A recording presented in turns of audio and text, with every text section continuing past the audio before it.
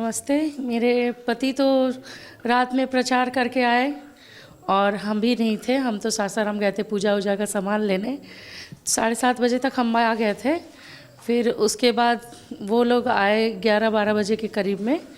और उसके बाद जैसे ही मतलब अब सब लोग गार्ड वार्ड जो थे, जितने लोग प्रचार के लिए गए हुए थे, वो खाना खाकर अब खाना खा रहे थे। खाना वाना खाकर अब सोने के प्रक्रिया में थे। छवि मेरे हस्बैंड जो हैं वो अब खाना खाने बैठे थे। अचानक कुछ लोग, मेरा जो देखने वाला लड़का है, यहाँ पे घर और देखता है, वो लड़का गेट बंद करने जाता, उसको धकेल के वो लोग घर में घुसे, पुलिस और एक लेडीज़ कांस्टेबल, वो भी सिविल ड्रेस में। और फिर डायरेक्ट वो लोग हम लोग के बेडरूम में चले गए। वहाँ वो खाना खा रहे थे और मैं ऐसे बैठी हुई थी, मतलब ऐसे देखने के लिए कि कुछ लेने वने का ज़रूरत हो या किसी चीज़ का ज़रूरत हो। अचानक ये लोग घुसे और बोले हमें कुछ लोकेशन मिला है। तो हम लोग बोले किस चीज़ का लोकेशन मिला है? तो कोई घुस गया है। तो हम लोग बोले क्यों, कौन घुस गया है? अगर आपको इस तरह का डाउट है तो आप पहले हम लोग को बताते या बुलाते। अचानक आप बेडरूम में कैसे घुस जाएंगे? आपको ये चीज़ हम लोग को बोलना चाहिए, नीचे बुला के बात करते। फिर हमारे सारे स्टाफ नीचे हैं, मेरा गार्ड नीचे है, ऐसा तो है नहीं कि तुरंत कोई घुस जाएगा। हम फिर भी बोले कि ठीक है, हम लोग आपको सहयोग करते हैं, लेकिन ये पुलिस का काम नहीं है। किसी कैंडिडेट के घर, किसी प्रत्याशी के घर आप अचानक नहीं घुस सकते हैं। फिर भी आप लोग के लिए हम लोगों ने क्या किया कि अपने जो लड़के हैं उनको बोला कि सारे रूम को चेक करवा दो। सभी रूमों में उन्होंने चेक किया, सब जगह चेक किया, कुछ नहीं मिला। मैंने बोला कि आप जो रूम लॉक है उसको भी खोल के देख लीजिए। लड़कों को बोला मैंने, आप खोलिए। ये एक साजिश थी और उनकी छवि को ख़राब करने की कोशिश की जा रही है, क्योंकि उन लोगों को अब डर हो गया है कि ब्राह्मण समाज में इकलौता नेता है। और देखिए, उनके पिताजी का भी छवि बहुत अच्छा रहा, उसी के मार्ग पे वो भी चल रहे हैं। उस चीज़ को ख़राब करने की कोशिश की जा रही है। अब ये जिसकी भी साजिश हो हम तो नहीं जानते, लेकिन फिर भी एक साजिश के तहत हुई थी, क्योंकि हमें या तो सूचना दी जाती या हमें बुलाया जाता तो एक प्रक्रिया होती। लेकिन अब डायरेक्ट बेडरूम में आ जाइए, ये कोई तरीका नहीं है और ये पुलिस का काम नहीं है। अभी तो कैंडिडेट के घर आप डायरेक्ट घुस नहीं सकते हैं। ये इलेक्शन कमेटी कोई जाँच करती, चाहे कुछ भी होता, इस तरह का कोई बात होता तो हमें एक सूचना दी जाती। और गार्ड है, सभी लोग हैं, अचानक कैसे कोई घुस जाएगा? ये बहुत बड़ी साजिश की गई है और उनको बदनाम करने की, संतोष मिश्रा जी को बदनाम करने की पूरी तरह से कोशिश की गई है, क्योंकि वो लोग सभी जानते हैं कि उनकी छवि एकदम साफ है और अच्छे कैंडिडेट है, साफ सुथरा, नीट एंड क्लीन कैंडिडेट है। इसलिए उनको कोशिश की जा रही है कि उनको बदनाम करे, किसी तरह से बैठा दिया जाए। या तो किसी लोग को डर हो गया हो, या तो उनके ऊपर हर तरह से उनको विरोध करने का कोशिश किया जा रहा है। थैंक यू, धन्यवाद। ऊपर फर्स्ट फ्लोर वाले पे हम अभी आप लोग को वीडियो और भेज देंगे, एक और आएगा।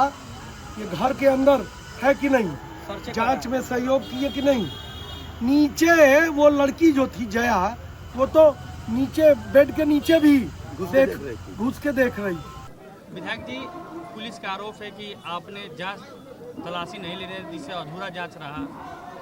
एसपी ने प्रेस रिलीज जारी किया। एक बात बता रहे हैं, ये एकदम झूठ और निराधार है आरोप। हाँ, और इसके लिए हमारे पास वीडियो है उसका। मैं वीडियो जारी कर दूंगा कि जिसमें थाना प्रभारी खुद आता है, करहगर के थाना प्रभारी आता है और एक लड़की के साथ एक और एएसआई कोई थी, जया कुमारी शायद उसका नाम है, और ये केन पांडे इनका। तो ये दोनों गए हैं और सबसे पहले तो इतने मतलब कि ये कहा जाए अपमानजनक तरीके से, मतलब करहगर में कौन नहीं जानता है कि पटवाडी में मेरा घर है। एसपी को मान लीजिए पता हो चाहे नहीं हो, करहगर का कोई थाना प्रभारी है, उसको तो निश्चित पता होगा। ठीक है, एसपी कह रहे हैं कि 2 महीने 3 महीने पहले आया है, वो दूसरी बात है। लेकिन खैर, एनी हाउ, सबसे पहले तो हुआ क्या कि मैं चुनाव प्रचार करके लौटा था। लौटने के बाद मैं ऊपर चला आया, एक कमरे में बैठ के मैं खाना खा रहा था। खाना प्लेट में था, मेरी पत्नी मेरे साथ बैठी हुई थी और कोई दूसरा नहीं था। 2-4 स्टाफ जो हमारे हैं वो नीचे अपना थे, वो भी खाना खाने की ही प्रक्रिया में थे। तुरंत उसके बाद आपको बताते हैं कि अचानक ही एक लड़की ऊपर आती है, हम लोग पहचानते नहीं हैं, वीडियो चलाते हुए। उसके पीछे एक अभिषेक कुमार सिंह करके एक एएसआई आता है। वह ऐसे तलाशी ले रहा था जैसे क्या कोई क्रिमिनल। पहले तो उनको समझ में नहीं आया।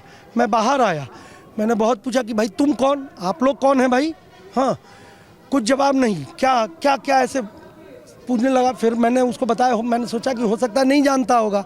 मैं बताया कि यार विधायक हूँ मैं यहाँ का, मेरा घर है। अच्छा आप ही का घर है, ऐसे करके। और पूरा बहुत ही मतलब कि जो कहा जाए अपमानजनक तरीके से, अपमान तो पुलिस ने किया है मेरा। वो लोग भूल गए हैं बिहार की सरकार जो एनडीए नीति सरकार है वो विपक्ष को दबाना चाहती है, इससे हम दबेंगे नहीं। और मेरे घर में तलाशी लेने के बाद क्या मिला, लोकेशन खोज रहे हैं अपराधी का। अपराधी है संतोष मिश्रा। संतोष मिश्रा पर एक केस दर्ज नहीं है। संतोष मिश्रा सबसे ईमानदार, आज तक अगर देखा जाए कोई लीपा पोती संतोष मिश्रा पर कोई आरोप ही नहीं लगा सकता है। तो ये सब नहीं कहें। और एसपी जो हैं वो तो मतलब सबसे अगर कमज़ोर व्यक्ति अगर देखा जाए, कल 50 बार एक्सप्लेनेशन दे रहे थे हमको। और गुस्सा नहीं होगा किसी को बिना पूछे। आप आते हैं मेरे दरवाजे पे, मैं विधानसभा का सदस्य हूँ, यहाँ का विधायक हूँ, इतनी कर्टसी नहीं है पुलिस में कि हमको बुला के और हम सहयोग नहीं करते। उसके बाद थाना प्रभारी वहाँ से आता है, मेरे साथ साथ अंदर गया, एक एक कमरा दिखाया है हमने उसको। अपराधी खोज रहे थे मेरे यहाँ, और क्या मिला, कुछ नहीं मिला इन लोगों को। लोकेशन का वो हवाला दे रहे थे, इंटेलिजेंस इनपुट का हवाला दे रहे थे। मैं अपराधी संतोष मिश्रा को कौन नहीं जानता है, पूरा बिहार जानता है और पूरा जिला जानता है कि संतोष मिश्रा अपराधी कृत्य का व्यक्ति नहीं है, जिस पर आज तक कोई एक मुकदमा नहीं है। और संतोष मिश्रा की ईमानदारी पे कोई शक नहीं कर सकता है। और संतोष मिश्रा से ज़्यादा पढ़ा लिखा यहाँ का एसपी और डीएम भी नहीं होगा, ये भी बताते हैं। निश्चित तौर पर पुलिस साजिशन, ये सरकार की साजिश है और सरकार की साजिश में लिप्त है यहाँ का जिला प्रशासन। और मैं इस पर एक्शन लेने वाला हूँ। पुलिस ऑब्जर्वर से तो अभी तुरंत बात करने जा रहा हूँ, जो इलेक्शन का पुलिस ऑब्जर्वर। अभी एसपी से मैंने पूछा, जब कल रात में माफ़ी मांग के उस व्यक्ति ने माफ़ी मांगा है, उस व्यक्ति ने, अब समझिए क्या दो मतलब ये दो चेहरा दिखा रहे हैं। और एसपी को तो मैंने बोला, अभी मैंने तो बोला है कि आप तो आश्वासन गुरु हैं, कोई काम नहीं कर पाते हैं, आपसे कुछ होता नहीं है। अब मैं ज़्यादा नहीं बोलना चाहता हूँ इस पर, और ज़्यादा ये लोग अगर हद पार करना चाहेंगे तो इनको धूल ही मिलेगा। जिंदाबाद जिंदाबाद जिंदाबाद जिंदाबाद।